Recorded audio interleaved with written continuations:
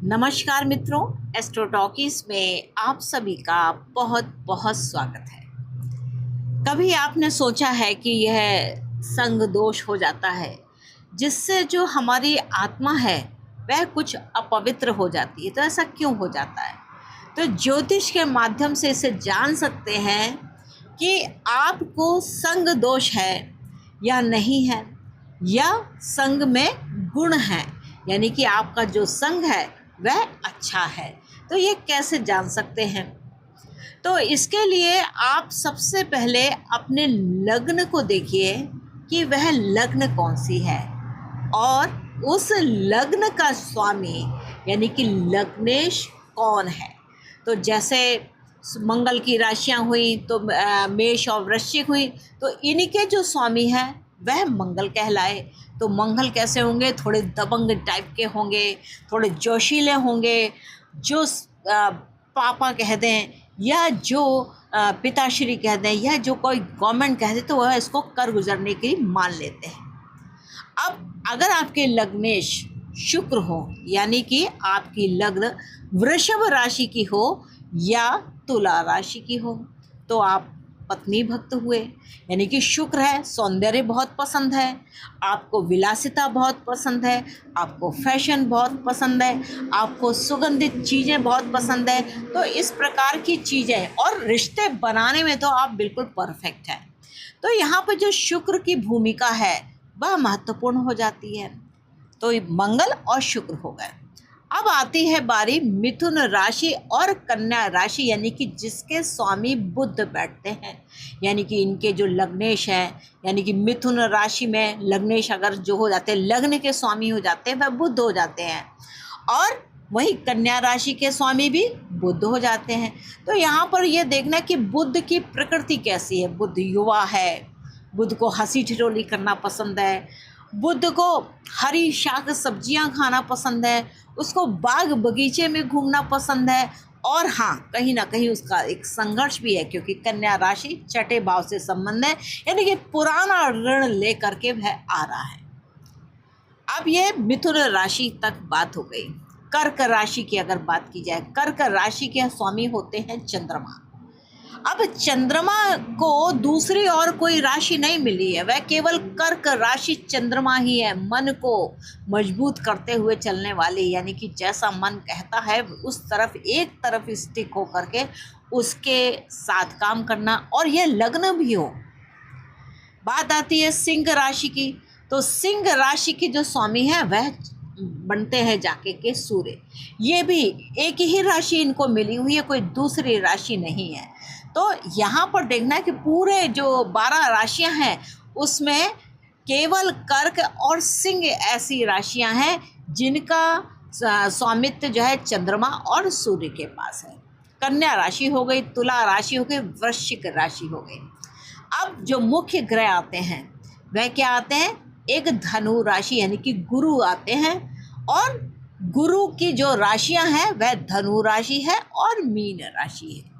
एक जहां अग्नि तत्व से भरी हुई राशि है, वहीं जो मीन राशि है वह मोक्ष से संबंध रखने वाली राशि है। तो ये गुरु की 2 राशियां हो गई। अब बात आती है शनि की राशियां। तो शनि की राशियों में एक मकर राशि है और एक कुंभ राशि है। मकर राशि आपकी प्रतिष्ठा, यानी कि आप काम काज सेवा करके आप कितनी प्रतिष्ठा कमा सकते हैं। वहीं जो कुंभ राशि है वह केवल लाभ के लिए है। आपकी मित्र मंडली जितनी बड़ी हो सकती है, बड़े बड़े कार्यों को देने वाली आपका जो संघ है वह बड़ा होता है। अब यह लग्नेश की बात हुई।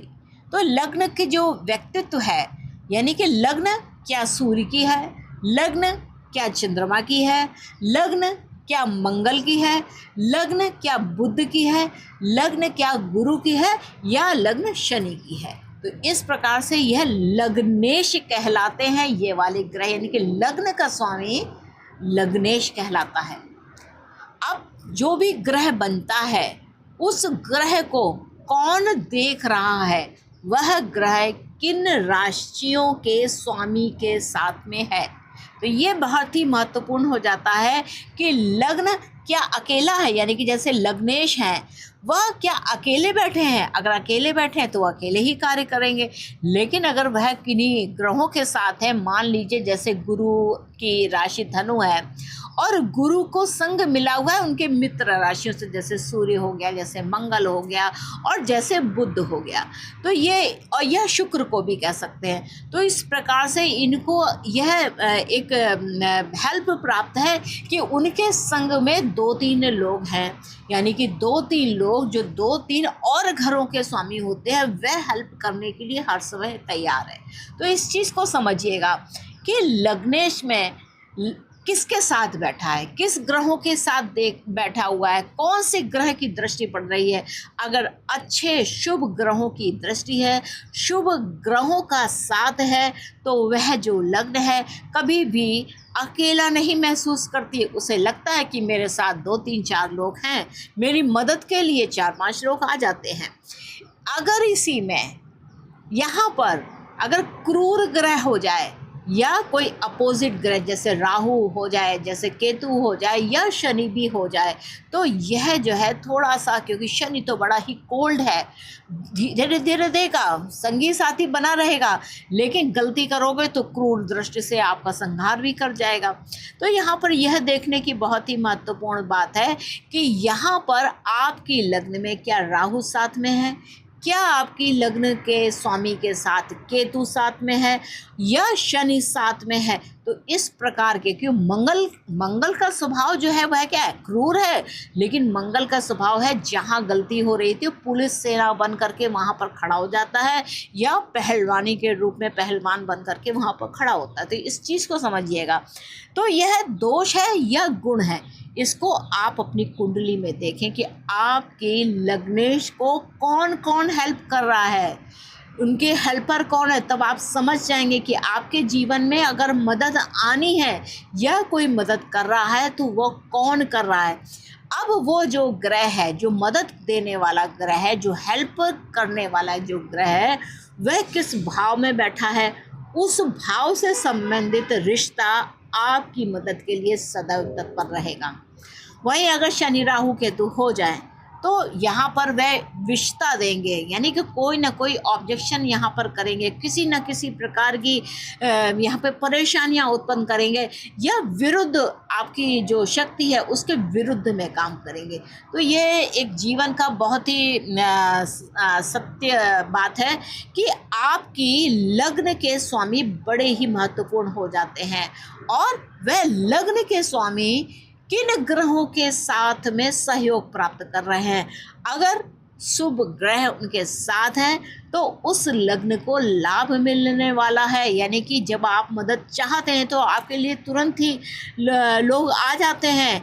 क्या पता आपके माता पिता आ जाएं, क्या पता आपके फ्रेंड्स आ जाएं, क्या पता आपकी बहन आ जाए, क्या पता आपकी पत्नी बहुत सहयोगी हो, और मित्र भी हो सकते हैं, और यह पुत्र के रूप में भी हो सकते हैं।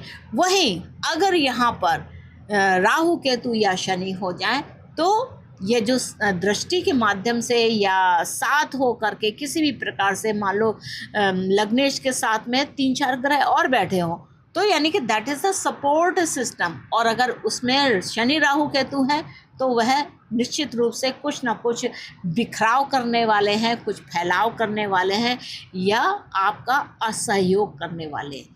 तो ऐसे में आपको क्या करना है कि जो आपके विरुद्ध रहने वाले ग्रह हैं, जैसे शनि राहु केतु हैं, उनकी आप रेमेडीज़ कीजिए। समझ चाहिए कि ये इस व्यक्तित्व का आदमी है, इसको किसी भी प्रकार से संतुष्ट करना है, तब अपना काम करना है। तो मित्रों, ये एक भाव है जो लग्नेश के संगी साथी होते हैं कि आपकी लग्न या तो अकेली है या किसी के साथ में है, किसी को मदद मिल रही है।